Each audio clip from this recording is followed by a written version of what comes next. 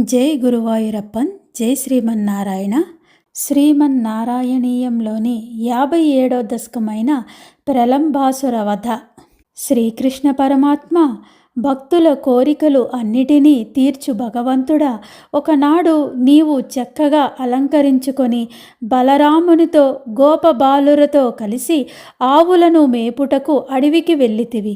స్వామి, నీ అన్న అయిన బలరామునకు బృందావనము యొక్క శోభను దర్శింపజేస్తూ ఉంటివి. అట్లే కర్రలు పట్టుకొని ఉన్న తోడి బాలురతో ఆడుచు భాండీరకమను మర్రి చెట్టు దగ్గరకు చేరుకుంటివి. ముకుంద, ఆజానుబాహుడువైన నిన్ను చంపవలెనను దుర్బుద్ధితో ప్రలంబాసుడు అను రాక్షసుడు ఆ సమయమున గోపబాలకుని వేషములో నీ కడకు వచ్చెను. దేవా, ప్రలంబాసురుని దురభిప్రాయము అతడు మారు వేషమున నీ దగ్గరకు వచ్చుటయు నీకు తెలుసును. అయినను ఏమియో తెలియని వానివలే భాండీర వృక్షము కింద ద్వంద్వయుద్ధమును ఆట ఆడుటకు మొదలుపెట్టితివి. భగవన్, నీవప్పుడు నీ తోడి గోపాలులను రెండుగా విభజించితివి. ఒక జట్టుకు నీవు నాయకుడువు కాగా రెండవ జట్టుకు బలరాముడు నాయకుడు. అట్లే నీకు భయపడుచున్న ప్రలంబాసురుడు నీ జట్టులో చేర్చుకుంటివి. ఆశ్చర్య గుణకార, ఈ ఆటలో ఓడిపోయిన వారు గెలిచిన వారిని ఎత్తుకొని తిరుగువలెనను ఒప్పందము చేసుకుంటిరి. అప్పుడు నీవు రెండవ పక్షమున ఉన్న శ్రీధాముడను వాని చేతిలో నీవు ఓడిపోయితివి. ఆ శ్రీధాముడు నీకు పరమ స్నేహితుడు, పరమ భక్తుడు. అయినను ఆటలో ఒప్పందమును అనుసరించి భక్తదాసుడు అను కీర్తి సార్థకం అగునట్లు అతనిని నీ భుజాలపై మోసితివి. పరమాత్మ ఈ ఆటలో ఓడిన గోపబాలకులకు గెలిచిన వారిని మోయిచుండిరి. ప్రలంబాసురుడు బలరాముని చేతిలో ఓడిపోయినందువలన అతడు బలరాముడిని మోయవలసి వచ్చెను. కానీ నీ వలన భయముచే ప్రలంబాసురుడు బలరాముడిని చాలా దూరము తీసుకుపోయెను. లీలామూర్తి ప్రలంబాసురుడు ఒప్పందమునకు మించి బలరాముడిని చాలా దూరమునకు తీసుకుపోవుచుండెను. బలరాముడు అనుమానపడి తన బరువును పెంచెను. అంతటా ప్రలంబాసురుడు తన రాక్షస రూపమును ధరించెను. ప్రలంబాసుని నిజ రూపము చూసిన బలరాముడు ఆశ్చర్యపడెను. అచ్యుత, చాలా ఎత్తున ప్రలంబాసురుని శరీరంపై ఉన్న బలరాముడు దూరమునున్న నీ ముఖము చూచెను. వెంటనే అతనిని భయము తొలగిపోయాను. అంతటా బలరాముడు మిగుల దుర్మార్గుడైన ప్రలంబాసురుడిని దృఢమైన తన పిడికిలచే నుగ్గు గావింపగా వెంటనే అతడు మృతి చెందెను. కృష్ణ, ఈ విధంగా బలరాముడు ప్రలంబాసురుడిని సంహరించి నీ దగ్గరకు రాగా నీవు ప్రేమతో అతనిని కౌగిలించుకుంటివి. ఇట్లు పరస్పరము అభినందనలు తెలుపుకొనుచున్న మీపై దేవతలు పుష్పవర్షము కురిపించిరి. తుమ్మెదల వంటి నీల శరీర కాంతులు గల శ్రీకృష్ణ, నీవు లోకములకన్నిటికీ ఆధారమైన వాడువు కావున దుష్టుడైన ప్రలంబాసురుని బలరామునిచే చంపించితివి. అట్టి నీవు కాలయాపన చేయక, ఆలస్యము చేయక వెంటనే నా రోగములను దూరము చేయము స్వామి. ప్రలంబాసుర వధ అను 57వ దశకం సమాప్తం. 58వ దశకం దావానలము నుండి గోవులను గోపకులను సంరక్షించుట. స్వామి, నీవు నీ స్నేహితులతో కలిసి ఆటలలో మునిగిపోయితివి. అట్లే ప్రలంబాసురుని వధించుటలో కొంత ఆలస్యము కూడా జరిగినది. ఈ సమయమున ఆవులు స్వేచ్ఛగా తిరుగుచు పచ్చగడ్డిని మేయుటకై దూరముగా పోయి చివరకు ఐక్షికము అనేది ఒకానొక అడవికి చేరుకున్నవి. గోపాల, బృందావనమునందు దట్టమైన చెట్లు ఉండుట వలన వేసవికాలపు వేడిని ఏమాత్రము తెలియకుండెను. కానీ ఆ ఆవులు బృందావనమును దాటిపోయి ముంజవనమును చేరినందువలన ఆ వనమునందలి విపరీతమైన వేడికి అవి చాలా దప్పికగొన్నవి. పైగా నీ చల్లని చూపులచే వాటికి ఆనందం కలిగించడి నీవు కూడా దగ్గర లేనందువలన గోగణము చాలా వ్యాకులత పడినవి. వాటికి ఏమీ చేయుటకును తోచక నిశ్చేష్టమయ్యెను. స్వామి, ఈ విధముగా గోగణము త్రోవ తప్పి ముంజారణ్యమునందు ప్రవేశించి చాలా బాధలకు గురి అయ్యాను. అట్టి గోవుల కొరకై నీవు నీ స్నేహితులతో కలిసి చాలా దూరము వరకు వెతికితివి. చివరకు ముంజవనములో ఉన్న ఆవులను వెంటనే తీసుకుని వచ్చుటకు నీవు ప్రయత్నించితివి. ఇంతలో హఠాత్తుగా అయ్యో కారు చిచ్చు అన్ని వైపుల నుండి విజృంభించినది. ప్రభు దావాగ్ని భయంకరముగా చిటపట ధ్వనులతో మిగుల ప్రజ్వలించుచు అంతటును వ్యాపింపసాగినది. అందువలన గోపబాలురు ఎటూ వెళ్ళుటకు దిక్కు తోచక సగము వరకు కాలిపోయినట్లు బాధపడుచు, లోకబంధు అందరి తాపముల నుంచి నిర్మూలించువాడవు నీవే కదా, మమ్ములందరినీ రక్షింపుము స్వామి అని నిన్ను శరణు వేడిరి. గోపాల బాలకులారా, మీరు భయపడవలసిన పని లేదు. మీరందరూ ఒకసారి కండ్లు మూసుకొండు అని శ్రీకృష్ణుడు అనగానే గోపబాలకులు అందరూ వెంటనే కండ్లు మూసుకునిరి. వారందరూ కండ్లు తెరిచినప్పటికీ వారికి దావాగ్ని కనిపించలేదు, ముంజారణ్యము కూడా కనబడలేదు. వారందరూ ఒక్కసారిగా భాండీర వనమున ఉండిరి. స్వామి, నీ దివ్య లీలలు ఎంత మహిమాన్వితములు. ప్రభు అప్పుడు నీ స్నేహితులైన గోపబాలకులు, పరమాత్మ నీకు జయము కలుగాక, నీ మాయ ఇట్టిదని వర్ణింపరానిది అని నిన్ను అనేక విధములుగా స్తుతించిరి. అప్పుడు నీవు చిరునవ్వుతో పలు విధములైన నీ లీలా విలాసములను చూపుచు బృందావనమున గోవులను మేపసాగితివి. ఆ వనమున గులాబీ పువ్వులు, మల్లెలు మొదలైన పుష్పములు వికసించి ఉండుట వలన అది ఎండాకాలము విషయము తెలియకుండెను. వస్తుతః ఆ వనము అంతయు చాలా చల్లగా ఉండెను. స్వామి, నిన్ను సేవింపని వారిని తాపత్రయములు బాధించునట్లుగా గ్రీష్మతాపము లోకమును మిగులు పరితపింపజేయుచున్నది. నీ అనుగ్రహము నీ భక్తుల యొక్క మనోమాలిన్యములను నశింపజేయునట్లుగా వేసవి కాలమునందలి తీవ్రమైన వేడి నదిలోని బురదను కూడా శుష్కింపజేయుచున్నది. నీ బాహుబల పరాక్రముల వలె గ్రీష్మకాల తాపములు క్షణక్షణమునకు తీవ్రమగుచున్నవి. అట్టి గ్రీష్మకాలమున నీవు యమునా నది తీరముల యందు హాయిగా గడిపితివి. ప్రభు, గ్రీష్మకాలమునకు పిమ్మట వర్ష ఋతువు ప్రవేశించను. ఆ సమయమున జలములతో నిండిన నీలి మేఘములు నీ శరీర శోభలను తలపింపజేయుచుండెను. ఆ మేఘములు మెరుపులు నీ పట్టు పీతాంబరములు దగదగలు స్ఫురింపజేయుచుండెను. అట్టి వర్ష ఋతువు సమస్త ప్రాణులకు హాయిని గొలుపుచుండెను. ఆ వర్షాకాలమున నీవు గోవర్ధనగిరి గుహలో స్వేచ్ఛగా విహరించుచు గడిపితివి. ప్రభు, నీవు వర్షాకాలములో గోవర్ధన పర్వత గుహలలో ఉండగా ఆ గోవర్ధన పర్వతము నెమళ్ళ యొక్క క్రేంకారములనడి స్తోత్రములు చేతను ఆ కాలమున వికసించడి కొండ మల్లె పువ్వులు, కడిమి పుష్పములు మొదలైన వాటి తోడును మహానుభావుడువైన నిన్ను ఆరాధించుచున్నట్లు కనిపించినది. అచటి మయూరములు క్రేంకారములు గోవర్ధనగిరి ఒనర్చుచున్న దైవస్థుతులుగాను, పైనుండి రాలుచున్న కొండ మల్లె పువ్వులు, కడిమి కుసుము పువ్వులు మొదలగునవి స్వామి సేవలో భాగముగా గోవర్ధన పర్వతము అర్చించుచున్న పుష్పాంజలిగా శోభిల్లుచుండెను. గురువాయూరప్ప, వర్షాకాలము తరువాత శరదృతువు ప్రవేశించెను. ఆ సమయమున నదులు, సరస్సులలోని నీరు నీ భక్తుల యొక్క హృదయముల వలె నిర్మలముగా ఉండెను. అట్టి శరదృతువులోని నిర్మలమైన బృందావనమునందు గోవులను మేపుచు తిరిగితివి. అట్టి స్వామి, నీవు నాకు ఆరోగ్య భాగ్యములను ప్రసాదింపుము తండ్రి. దావానలము నుండి గోవులను గోపకులను రక్షించుట అను 58వ దశకం సమాప్తం. 59వ దశకం వేణుగానము. స్వామి, నీ శరీరము అప్పుడే వికసించిన నల్ల కలువల పుష్పము వలె మిక్కిలి కోమలముగా నుండెను. నిన్ను చూచెడి వారికందరకును నీపై ప్రేమ కలుగుచూ ఉండెను.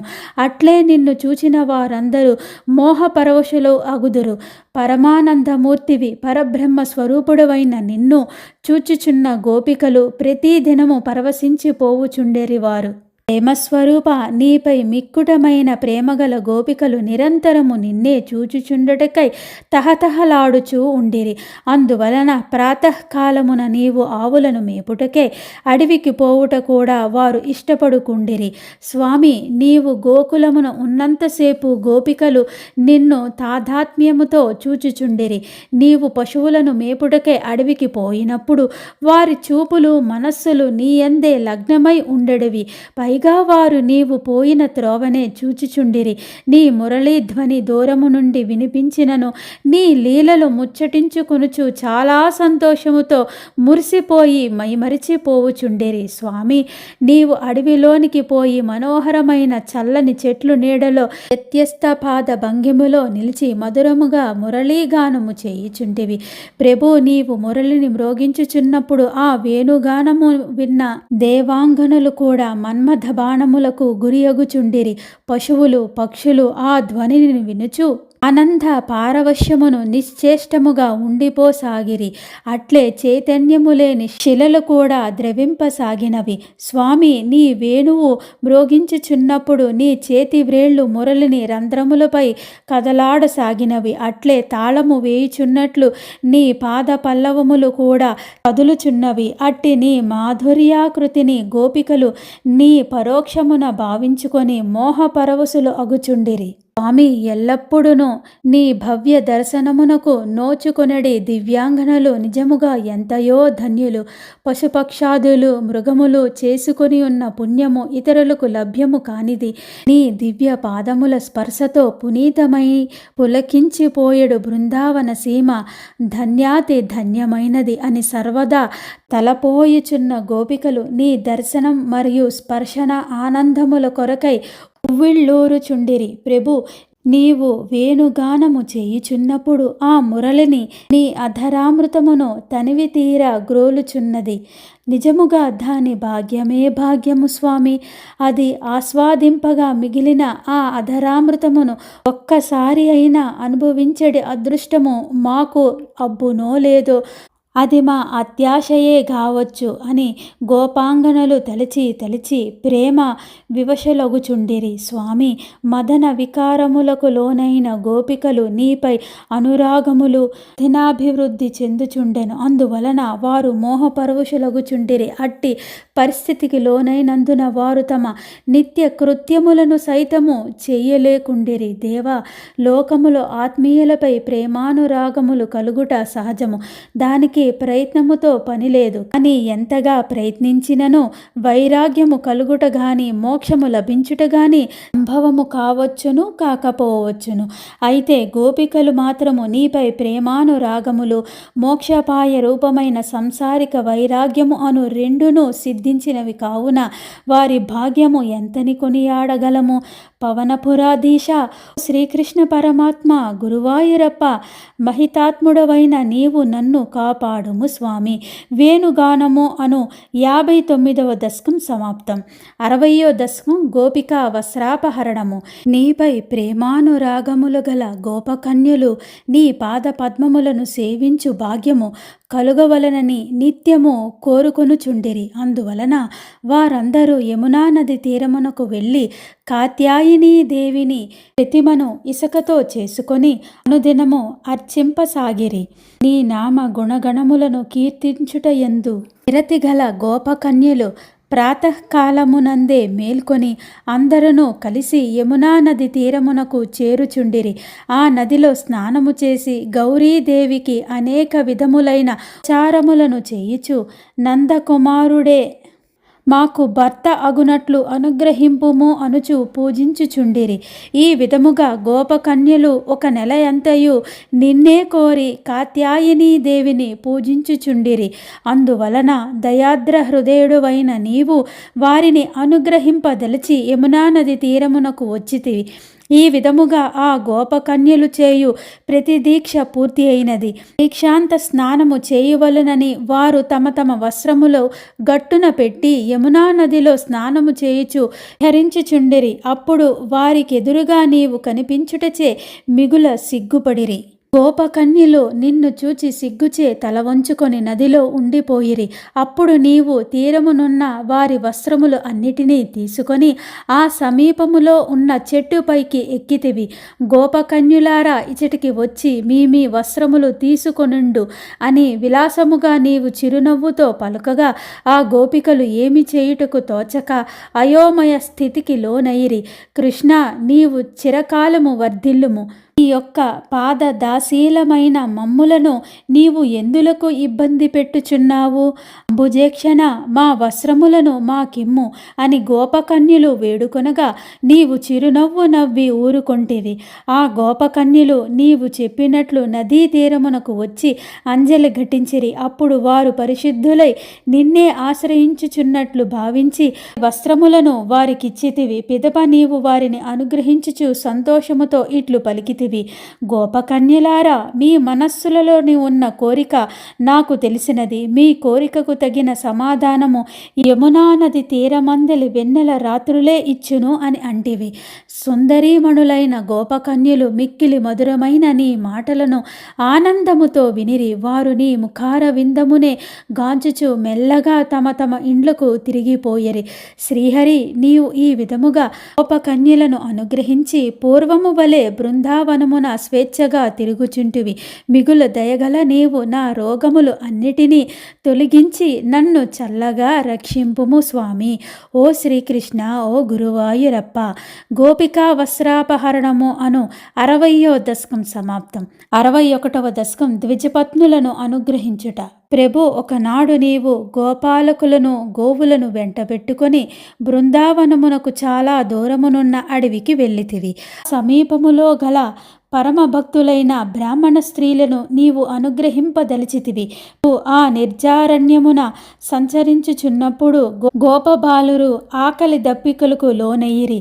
అది గమనించిన నీవు కొద్ది దూరమున బ్రాహ్మణులు యజ్ఞములను చేయుచున్నారు, అచటికి వెళ్ళి ఆహారమునకై వారిని ప్రార్థింపుడు అని ఆ గోపబాలురను అచటికి పంపితివి. నీ మిత్రులైన గోపబాలకులు యజ్ఞ నిర్వహణలో తత్పరులై ఉన్న బ్రాహ్మణోత్తములు దగ్గరకు వెళ్ళి తమను శ్రీకృష్ణుడు పంపాడని చెప్పి అన్నము పెట్టమని యాచించిరి. వైదిక కార్యములయందు మునిగి ఉన్న ఆ బ్రాహ్మణోత్తములు వారి మాటలను వినియు విననట్లు ఊరుకుండేరి.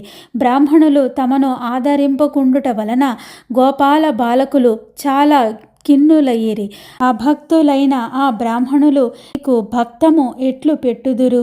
గోపబాలకులారా, మీరు ఆ బ్రాహ్మణుల పత్నుల దగ్గరకు పోయి నేను అన్నము అడిగినట్లు తెలుపుడు. దయగల ఆ బ్రాహ్మణ స్త్రీలు తప్పక మీకు అన్నము పెట్టుదురు అని చిరునవ్వుతో పలికితివి. వారట్లే ద్విజసతుల దగ్గరకు వెళ్ళి అన్నమును అడిగిరి. గోపబాలురు బ్రాహ్మణ స్త్రీల వద్ద నీ పేరు చెప్పగానే వారు త్వరగా భక్ష్య భోజన చోష్య లేహ్యములు అను 4 విధములైన ఆహారములను తీసుకొని నీ దగ్గరకు బయలుదేరిరి. వారు చాలా కాలము నుండి నిన్ను సందర్శించుకోవాలని కుతూహలముతో ఉండిరి. అందువలన వారిని తమ భర్తలు నివారించుచున్నను ఆగక వెంటనే నీ వద్దకు వచ్చిరి. స్వామి, ఆ బ్రాహ్మణ స్త్రీలు నీ దగ్గరకు వచ్చినప్పుడు నీవు ఇట్లు శోభిల్లుచుంటివి. నీ ముంగురులపై నెమలపించము కాంతిలీనుచు అటూ ఇటూ కదులుచుండెను. మండలములు మిలమిలలాడుతూ నీ ముద్దుల చెక్కిళ్లపై ప్రతిఫలించుచుండెను. నీ కన్నులలో కరుణా రసము తొణికిసలాడుచుండెను. నీ స్నేహితుని భుజములపై చేతులుంచి నీవు విలాసముగా నిలబడి ఉంటివి. అట్టి నిన్ను గాంచి ఆ బ్రాహ్మణ స్త్రీలు ఆనందమున ఓలలాడిరి. ఆ సమయమున ఒక బ్రాహ్మణ స్త్రీ భక్తి భావమున నీ దగ్గరకు వచ్చుటకు బయలుదేరగా ఆమె భర్త ఆమె చేయి పట్టుకొని ఆపెను. అంతటా ఆమె నిన్నే మనసున భావించుకొనుచు పశువులు వీడి ముక్తిని పొందెను. ఆ బ్రాహ్మణ స్త్రీ ఎంత పుణ్యాత్మురాలో గదా! ప్రభు, ఆ బ్రాహ్మణ స్త్రీలు నిండు భక్తితో సమర్పించిన ఆహార పదార్థములను నీవు తనివి తీరా ఆరగించి వారిని అనుగ్రహించితివి. నీ సాన్నిధ్యమును గోరువారు తమ ఇండ్లు వాకిళ్లను వీడి నీ కడనే ఉండిపోదలిచితిరి. కానీ విద్యుక్తముగా యజ్ఞ కార్యములు పూర్తి అగుటకై నీవు వారిని తిరిగి యజ్ఞవాటికలకు పంపితివి. వారి భర్తలను తమ సతులయందు ఎట్టి దోషము లేదని తలచి వారిని మిగుల ఆదరించిరి. ఆ బ్రాహ్మణులు తమ భార్యల యొక్క అనన్య భక్తిని గ్రహించిన పిమ్మట వారిలో వివేకము ఉదయించిన. అంతట వారు తమ భార్యల ఎడ తామునర్చిన తప్పును తెలుసుకునిరి. పిమ్మట ఆ ద్విజులు పరమాత్మవైన నిన్ను పరిపరి విధముల ప్రస్తుతించిరి. ఓ శ్రీకృష్ణ పరమాత్మ, గురువాయూరప్ప, పత్నులను ఎట్లయితే అనుగ్రహించితివో అట్లే నా రోగములు అన్నిటినీ నిర్మూలింపుము స్వామి. ద్విజపత్నులను అనుగ్రహించుట అను 61వ దశకం సమాప్తం. 62వ దశకం ఇంద్రయాగ నివారణము. దేవా, ఒకనాడు నందాది గోపాలకులు ఇంద్రుని గురించి యాగము చేయవలెనని తలచి దానికి అవసరమగు వస్తువులు అన్నిటినీ సమకూర్చుకొనుచుండిరి. అంతటా ఇంద్రుని యొక్క గర్వము అణిచి వేయుదలచితివి నీవు. నీయూ తెలిసినను నందాది గోపాలులతో వినయముగా, తండ్రి, ఈ ప్రయత్నము అంతయు దేని కొరకు అని అడిగితివి. అప్పుడు నందుడు కృష్ణునితో, నాయనా, ప్రతి సంవత్సరము ఇంద్రయాగమును తప్పక చేయవలెను. అందువలన ఇంద్రుడు సంతోషించి వర్షమును కురిపించును. ఈ భూతలమున మానవుల జీవితమంతయు, విశేషించి గోపాలురమైన మన జీవితము వర్షము పైననే ఆధారపడి ఉన్నది. మనము పోషించుచున్న పశువులు పూర్తిగా గడ్డి నీరు వలనే బ్రతుకుచున్నవి కదా అని అనెను. స్వామి, నందుడు చెప్పిన మాటలు విని నీవు సరసముగా నీ తండ్రితో ఇట్లంటివి. తండ్రి, వర్షము ఇంద్రుని వలన కలుగునను మాట నిజము కాదు. జీవుల యొక్క అదృష్టమును అనుసరించి తగినట్లుగా వర్షములు పడుచుండును.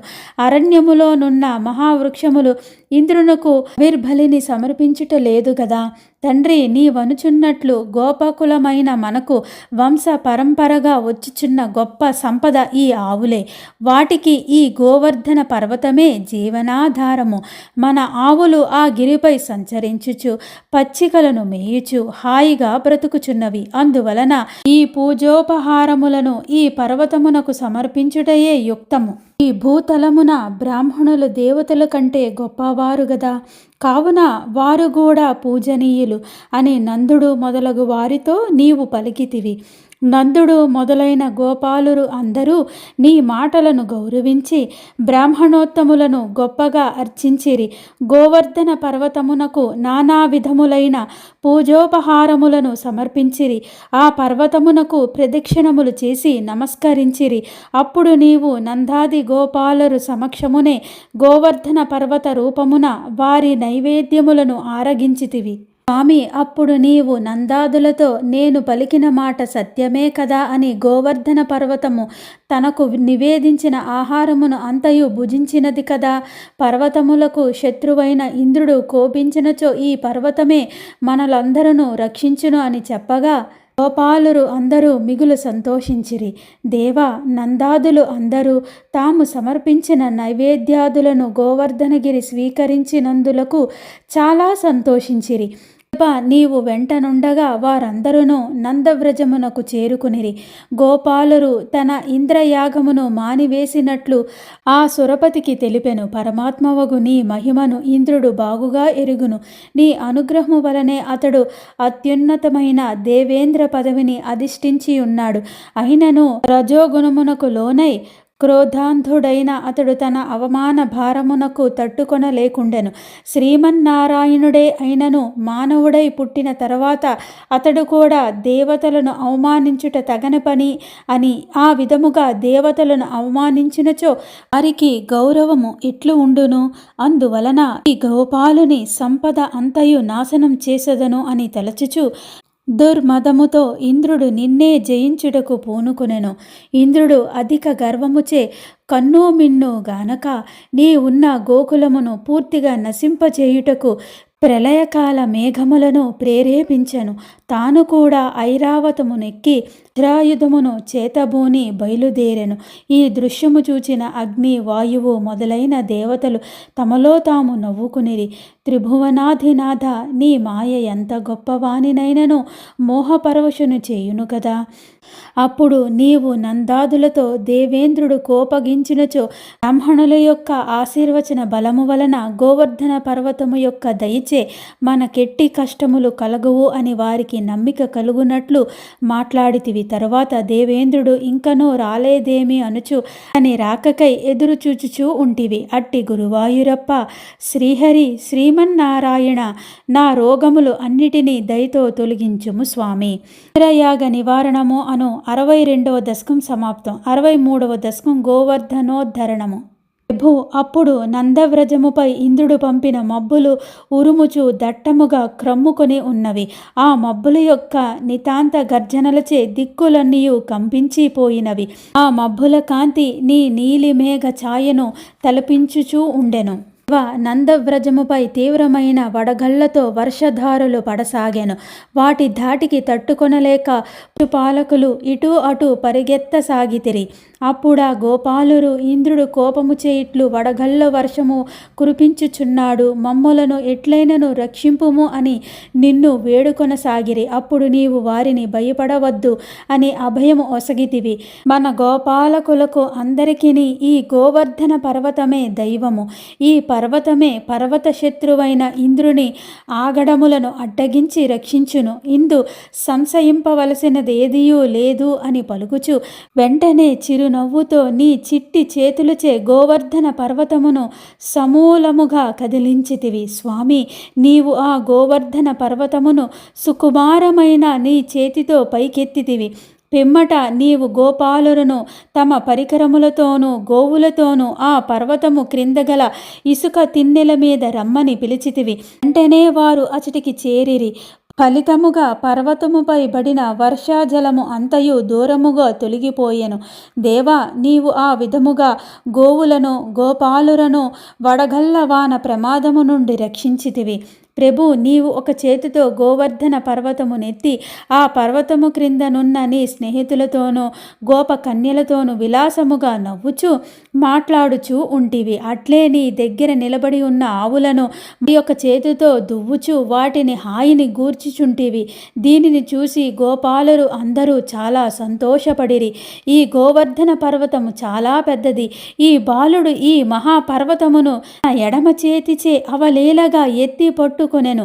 ఇది చాలా అద్భుతమైన విషయము. ఇది అంతయు గోవర్ధనగిరి యొక్క ప్రభావమే కాబోలు అని నిన్ను చూచుచు నందుడు మొదలైన వారు విస్మయ వచనములను పలికిరి. ఈ చిన్న పిల్లవాని యొక్క దుస్సాహసము మిన్నగా ఉన్నది. చేయి నొప్పి పుట్టగానే ఇతడు ఈ పర్వతము క్రింద పడివేయును అని దేవేంద్రుడు నీ శక్తి సామర్థ్యములను తక్కువగా ఊహించుచు 7 దినములు భయంకరమైన వర్షమును కురిపించెను. స్వామి, నువ్వు ఆ గోవర్ధన పర్వతమును నెత్తి పట్టుకొని ఒక్క అడుగైనను కదల్పక స్థిరముగా నిలిచి ఉంటివి. బాగుగా వర్షించిన పిమ్మట నిరంతరయు అయిపోవుట వలన తేలికగా ఉన్న ఆ మేఘములు గాలికి కొట్టుకుని పోయెను. అంతటా వర్షము ఆగిపోయెను. అప్పుడు ఇంద్రుడు నీ మహిమకు భయపడి నీ దగ్గరకు పరుగెత్తుకొని వచ్చెను. ప్రభు, వారము దినముల తర్వాత వర్షమంతయు ఆగిపోయెను. అప్పుడు గోపాలురు ఆవులు అన్నీయు పర్వతం క్రింద నుండి బయటకు వచ్చినవి. ఆ సమయమున గోవర్ధన పర్వతమును నీవు భూమిపై యథాపూర్వముగా ఉంచగా నీ తోడి గోప బాలకులు అందరూ నిన్ను సంతోషముతో కౌగిలించుకుని స్వామి, నీవు పూర్వము వరాహావతార కాలమున భూమినంతయు అవలీలగా మోసితివి. అట్టి నీకు ఒక పర్వతము మోయుట లెక్కలోనిది కాదు. దేవతలందరూ ఆకాశము నుండి నిన్ను స్తుతించుచుండిరి. అట్టి గురువాయూరప్ప, శ్రీమన్నారాయణ, ఓ గోవర్ధనోద్ధార, ఓ పరమాత్మ, ఓ మధుసూదన, ఓ మాధవ, అట్టి నీవు నా రోగములను బాపుము తండ్రి. గోవర్ధనోద్ధరణము అను 63వ దశకం సమాప్తం. హరే కృష్ణ కృష్ణ కృష్ణ హరే హరే, హరే రామ రామ రామ హరే హరే. జై శ్రీకృష్ణ, జై గురువాయూరప్పన్, జై శ్రీరామ్.